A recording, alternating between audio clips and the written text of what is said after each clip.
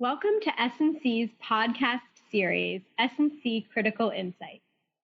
I'm Annie Ostrager, a litigation partner in S&C's New York office, the co-head of our labor and employment practice, and a member of our criminal defense and investigations group. With me today is Katharine Rodgers, a senior associate in our litigation group and also a member of our labor and employment practice in our New York office. On today's podcast, we will be going through a checklist of items employers may want to consider as they determine when and how to return their employees to the workplace. In response to the coronavirus, many employers nationwide have had their employees working remotely. On April 16th, the White House issued Opening Up America Again, a set of guidelines for reopening the U.S. economy with a three-phase state-by-state approach. That's right, Annie. And in addition to the White House guidelines, some state governors are now relaxing their stay-at-home orders, and others are discussing plans to do so. Georgia, South Carolina, Oklahoma, and Alaska are among the first states to ease restrictions, and we anticipate other states will soon follow suit. Just yesterday, Governor Cuomo of New York set forth some initial parameters for reopening New York in phases. As states ease their stay-at-home orders, employers should begin to think about what an in-person return to the workplace will look like. One of the first things that employers may want to do is create an internal team to help coordinate efforts to reopen the workplace. Such a team might include individuals from human resources, legal, operations, technology, building facilities, and security, and could also involve managers from different groups to better understand the concerns and perspectives of employees.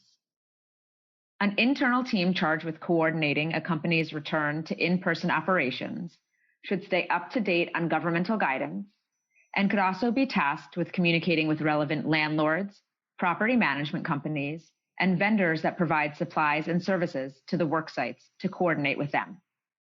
Clear and consistent communication will help alleviate employee anxiety. Employers may want to consider notifying their workforce that they've created a return to work task force and provide all employees with regular updates on its work. Once a task force is in place, employers should then consider preparing the workplace for reopening. Annie, what should employers think about as they prepare the physical workplace to reopen? Post-COVID-19 workplaces may look different, at least for the time being, from the workplaces that we left in March. The Occupational Safety and Health Act requires employers to provide employees with a workplace free from recognized hazards that are causing or are likely to cause death or serious physical harm to employees. As a threshold matter, employers should evaluate their work sites to assess the COVID-19 exposure risk level of the various employee roles at each work site and take appropriate steps to protect employees based on their exposure risk level. More information on OSHA's guidance can be found on our blog. Understanding that all workforces and work sites are different and pose different exposure risks, are there any general steps employers should take to protect all employees? There are. Employers can take various steps recommended by the CDC to maintain a healthy work environment, including promoting employee respiratory etiquette and hand hygiene by providing soap and water in the workplace and posting signs to encourage frequent hand washing, providing hand sanitizer throughout the workplace, discouraging handshakes and providing tissues and no-touch trash bins, providing face coverings for employees. In fact, some state or local orders require individuals to wear face coverings in public if they can't maintain social distancing, and some orders require employers to provide, at their own expense, face coverings to employees who come into contact with the public. Increasing the frequency of workplace cleaning, including regularly disinfecting high-touch areas such as workstations, door handles, bathrooms, and elevator panels. Other measures include discouraging employees from sharing workstations, phones, or desks, and workplaces without assigned workstations may want to consider temporarily assigning workstations to all employees, and temporarily closing or restricting use of communal spaces such as pantries, conference areas, or fitness centers. There may be other state or local requirements for fitness centers that employers need to consider. What about social distancing in the workplace? That's a good question. Employers may want to implement means to provide for social distancing in the workplace. This can be accomplished by, for example, limiting the number of employees per floor or reducing the number of staff working at reception or security desks. Employers may also consider limiting the number of employees allowed in the bathroom or elevators at one time, or assigning time slots for groups of employees to visit on-site cafeterias. Another step that can be taken is implementing one-way hallways. Employers may also want to consider establishing guidelines for certain workplace behaviors that were considered routine pre-COVID-19. For example, employers may want to adopt guidelines related to in-person meetings, such as limits to the number of individuals in a conference room or a prohibition on in-person meetings for the time being. Employers may also want to review their travel policies and establish guidelines to determine which travel, if any, is appropriate. Employers may opt to impose new limits on business travel, including a requirement that the employee demonstrate business necessity. If employers believe certain business travel is warranted, they may want to make travel optional for the time being and consider alternatives such as virtual attendance. Employers will also have to navigate determining who should return to work and when. Katharine, can you speak a little about that? Unlike many office shutdowns, which were kind of like hitting the off switch, employers may want to, or be required to, take a phased approach to bringing employees back to the worksite. Because of this, employers should start to think about their workforce and assess which employees to prioritize returning to the workplace. In doing so, there are various things employers may want to keep in mind. First, employers may want to gauge employees' willingness and ability to return to the workplace. Some employees may be eager to return, while others may be more reticent. Employers should also consider whether employees reside in a locality that is subject to certain restrictions, such as nightly curfews, that may impact their availability to work certain shifts. Employers may also want to consider whether accommodations are appropriate for employees who have temporarily relocated their residences or who have caretaking obligations as a result of COVID-19. Second, employers may consider implementing staggered shifts to reduce the number of employees in a workplace at any given time. This could include staggered start and end times each day and/or different days in the office each week to gradually build towards having the entire workforce back to the workplace on any given day. Third, employers should also be prepared to respond to employees whom they may want to have return to the worksite, but who may be unable to return or feel uncomfortable doing so. Employers should also consider how they will respond to employees who would like to return to the workplace, but whose roles do not make them a priority for returning in person. Finally, employers may also need to engage in dialogue with employees who may be at higher risk if they contract COVID-19. The CDC has guidance concerning higher risk individuals, and the White House guidelines encourage employers to consider special accommodations for members of a vulnerable population. When considering whether to grant accommodations, employers should bear in mind the requirements and prohibitions contained in the Americans with Disabilities Act. Additional information on ADA considerations can be found on our blog. Thanks, Katharine. What if employees request leave related to COVID-19? That's a good question.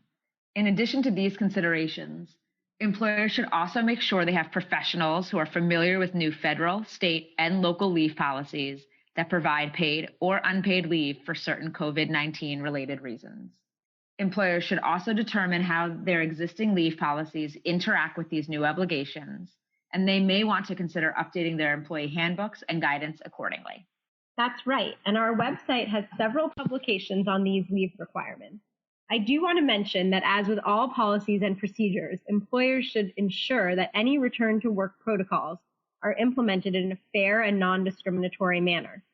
To ensure such application, employers may want to consider having one individual or group be responsible for all communications and requests related to these policies. That's a good point. And employers may also want to consider a channel through which employees can seek clarification, voice concerns, or ask for exceptions. In addition, now may be an appropriate time for employers to remind employees of the availability of employee assistance programs. And as you mentioned earlier, clear communication to employees of the return to work plan and expectations is important. Most federal, state, and local guidance to date has encouraged employers to remain flexible and to work with employees to develop interim solutions. And the new technologies that were used while workforces were working from home are likely here to stay. Employers may wish to continue using them even as people return to work in person. Another thing for employers to keep in mind is whether their policies for interactions with external customers or vendors need to change. For example, employers may want to establish guidelines for attendance at work-related events hosted by third parties. If employers do permit attendance at such events, they may want to consider limiting the number of employees from each team or department who can attend a specific event to decrease the risk of potential exposure of an entire team or department.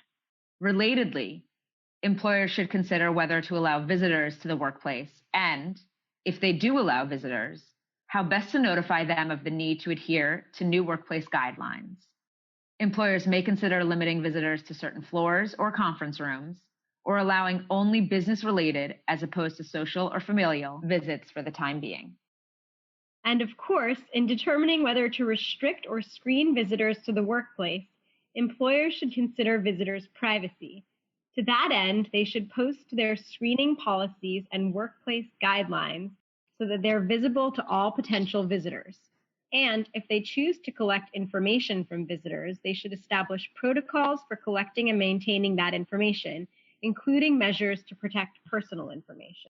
And that brings us to our last topic, workplace screening. Annie, what are employers permitted to do in terms of screening employees? Yes, this is something that's on a lot of employers' minds right now. And the EEOC has provided guidance regarding certain types of workplace screening that are currently considered lawful.